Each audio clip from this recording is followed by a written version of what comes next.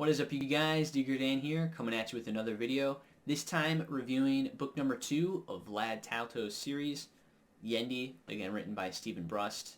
Yeah, I really enjoyed the first one, and like I said in that video, I was really excited to dig into this next one. So, without further ado, let's dig into it. So if you watched my first video focusing on Vlad, watching Jhereg, then you know I rated that book pretty highly. I think the highest on the channel so far, with there only being six books I've reviewed, right? But that one I rated an 8.45, which I think, again, is my highest out of all the books I've rated on the channel. Now, that's not to say I don't like reading. I do love reading. I do love my books. It just, the ones that I decided to talk more strongly about were the ones I didn't like as much. So, but now I'm kind of talking to the ones I love, thankfully. But with Yendi, I rated it even higher than an 8.45. I ended up rating Yendi 8.65. There were a couple things I did like more, that I felt that Jhereg maybe didn't do as strongly. Mostly on the plot. I connected with the plot on Yendi a little more than I did with Jhereg. But again, Yendi kind of took the foundation that Mr. Brust started with Jhereg and just kind of put a couple extra building blocks on there so we could climb a little higher in the world of Dragaera, however you want to say that. And yeah, I enjoyed it a lot. And I think part of it was I was a little more emotionally invested. It was like a smaller story. I mean, literally page-wise, it was like 20 or 30 pages less, but it focused like smaller stakes. It wasn't the whole House Jhereg versus House Dragon potentially at each other's throats like it was with the first book. Now it's just Vlad trying to carve out a territory from another crime boss so he can survive as his own crime boss and kind of be his own boss and kind of take the world by the reins, I guess, or by the horns. And yeah, so it's smaller stakes, but I connected with it a little more, and I just enjoyed it more thoroughly than I did with the first book. So yeah, that's all I'm gonna say without getting into spoilers. So yeah, like I said, overall rating 8.65. So that interests you and you don't want to talk spoilers, click off the video now. Thanks for watching. For those who are sticking around and have read Yendi or just don't care and want to talk spoilers, welcome. Thank you for staying. Yeah, so my first point that I usually discuss is emotional impact. It's one of the 5 things I rate the books I read on. But with emotional impact, this is a little higher than with Jhereg. I rated this one a 9. Again, I just felt a little more connected to the characters, a little more connected to the conflict. In a weird way, it kind of felt higher stakes, even though, like I said, it's not this massive, a lot of people potentially at each other's throats. It's literally just kind of Vlad and his little crew and the people he's trying to protect against, I forget the other guy's name, but this other crime boss who's trying to take down Vlad and kind of encroach in his territory. Yeah, so and it's again, love the characters. Got very Vlad and Loish especially, just them going at it sometimes are very quippy and sarcastic. It just makes it fun to read. There have definitely been a couple literally laugh out loud moments for myself. But yeah, it was good. But especially, like I said, especially for the people that I really connected with, felt for Vlad when a couple of like his shopkeepers ended up getting like murdered by the fellow, or by the opposing crime boss, and that he couldn't end up reviving them. I'm like, oh no. And he felt really bad, and he really took that to heart. And I think one of them, he ended up getting revived, but it like drained his coffers, and he basically had no more money to pay his people, or pay his enforcers. So it was getting real close. So again, it's like small stakes, but it's like just the way he can barely squeak it out, but it was good. It was good. That's all I'm gonna say. Next, characters. Again, I kind of already touched on this. Vlad and Loish, I really, just their banter back and forth really connects with.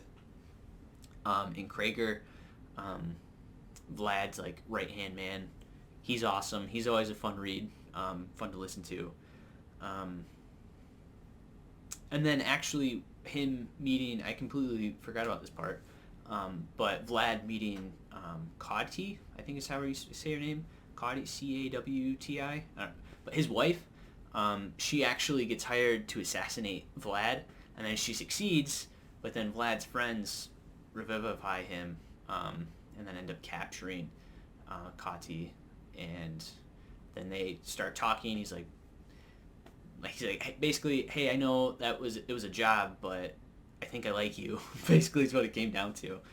She's like, hey, I think I like you too, and then they basically team up, and it's just a whole thing.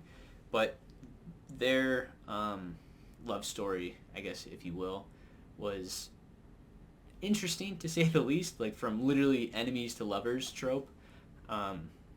So it wasn't forced, but maybe it went a little quickly. But again, I think them connecting on the level they did, I think made sense, and I think that came across well. Like it didn't seem fake or made up, or I mean, I guess if you want to be technical, the entire thing's made up. It's fiction, right? It's fantasy, but it didn't seem forced. I guess just for the sake of them getting married or getting together. But yeah, so being introduced, I think was a good add to the roster, if you will. And then next, with plot, I rated this higher than I did with Jhereg as well. This was an 8.25. Again, I think it just made more sense to me, or I just connected with it more. I was more intrigued. I just flipping the pages a little quicker, like what happens next, how is Vlad getting out of this one? And he manages to, and works out for him even better than he thought originally. Yeah, again, not the most perfect plot, but I still really connected with it, and I had fun time reading it for sure.